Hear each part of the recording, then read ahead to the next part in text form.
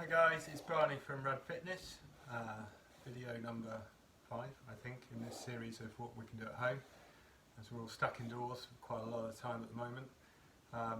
This one is really just a mobility session that you can use at the end of a hard session, or if you're a bit tired and you don't want to go out and do anything and you're feeling a bit low, then just go through this one. Take as long as you need to do it.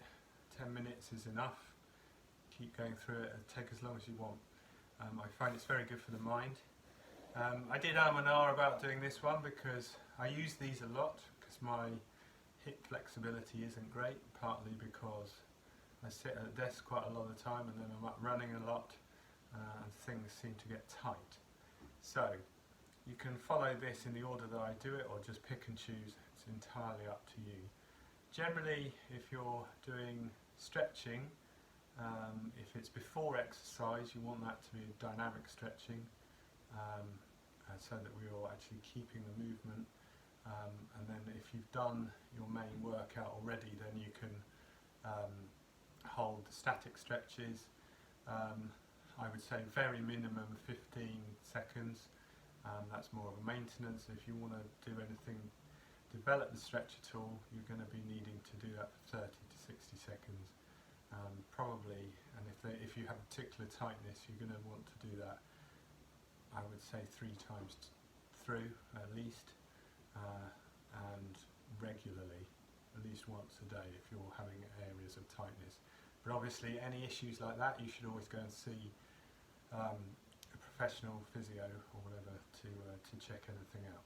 So first thing we're going to do is I'll show you one of my favourites to start with, and I'll probably put a few things in between so that you can actually follow it through as a routine. So the first one that I like to do if I'm running or doing some squats or something like that, I'm going to need to loosen up my hips,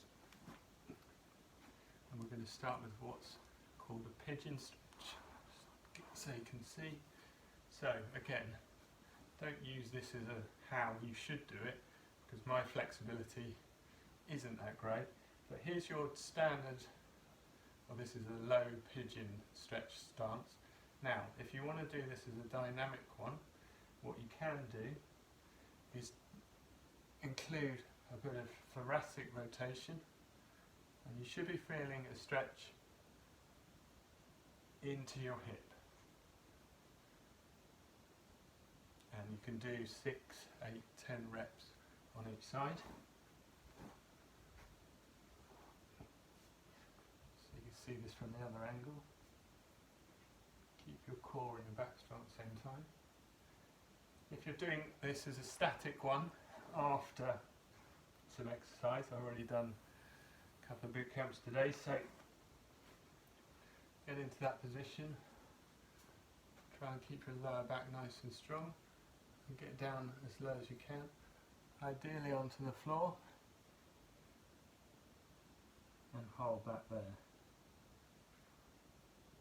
I'm just going to do 15 seconds or so each side.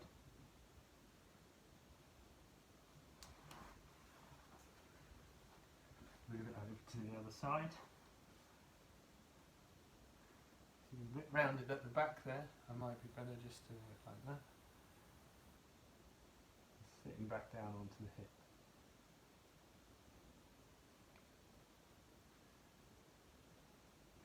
Okay, that's a pigeon stretch, and if you want to move this through, you can go up into your downward dog.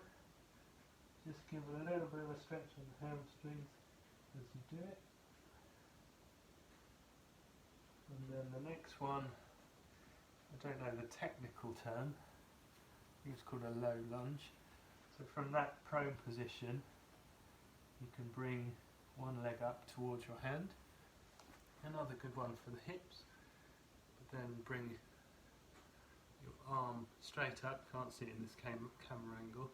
But you're getting a good stretch into your hip, but also thoracic rotation.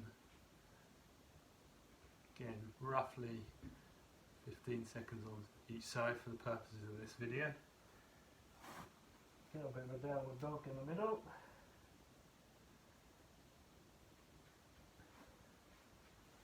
And then into the other side, so you get the other angle.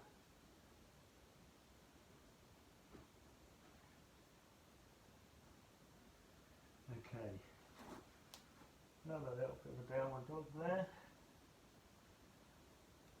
I have tight hamstrings all the time. So, just move back a little bit so you can see me a bit better. So the next one, particularly for those runners out there, you need a hip flexor stretch. So we're going to go into this position. Actually, I'll do it the other side first.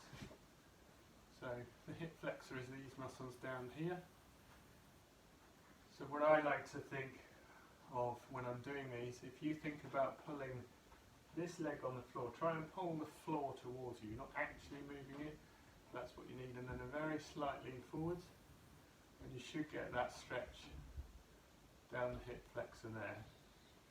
Once you're in there, you can then raise one arm, raise the other arm, and hold it there.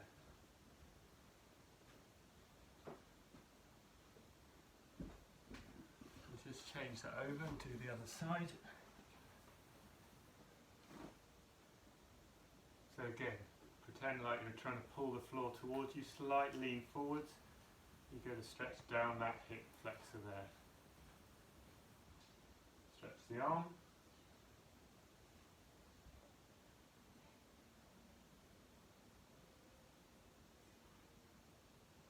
Okay, there's the hip flexor one. Now another one I really like for lower back is child's pose. That's the Pilates name. No, I'm not actually a Pilates teacher, but just a PT, so it's a really effective stretch.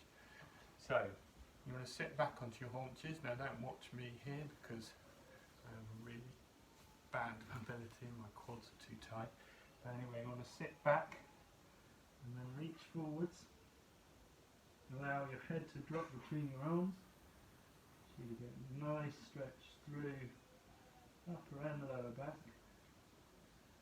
And then if you want to stretch your lats a bit more, you can just cross one hand, put it on top of the other one.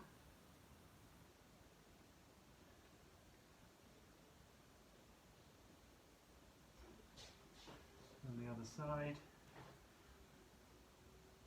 Walk your fingers forwards if you want to get a bit more of a stretch, just to develop it.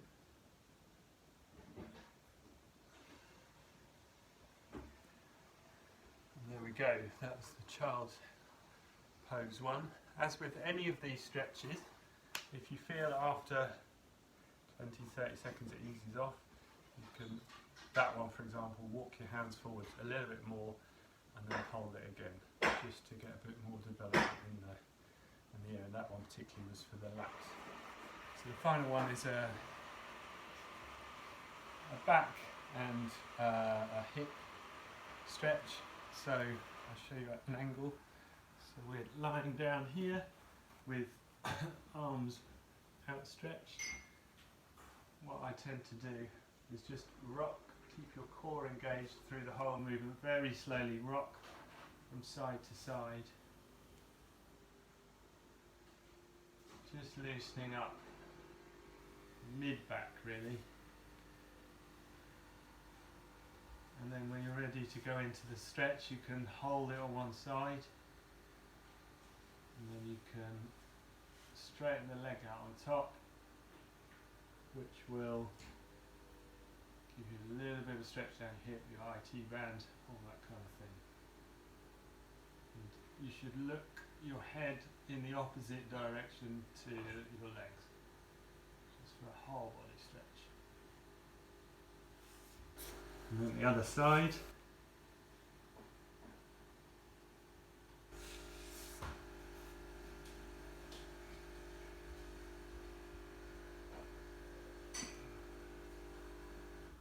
I really like this one. Feels good afterwards.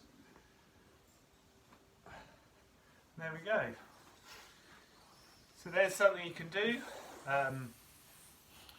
after a session or on its own, just to clear the head. Hope you enjoyed it, and I'll see you again on the next video. Thanks guys.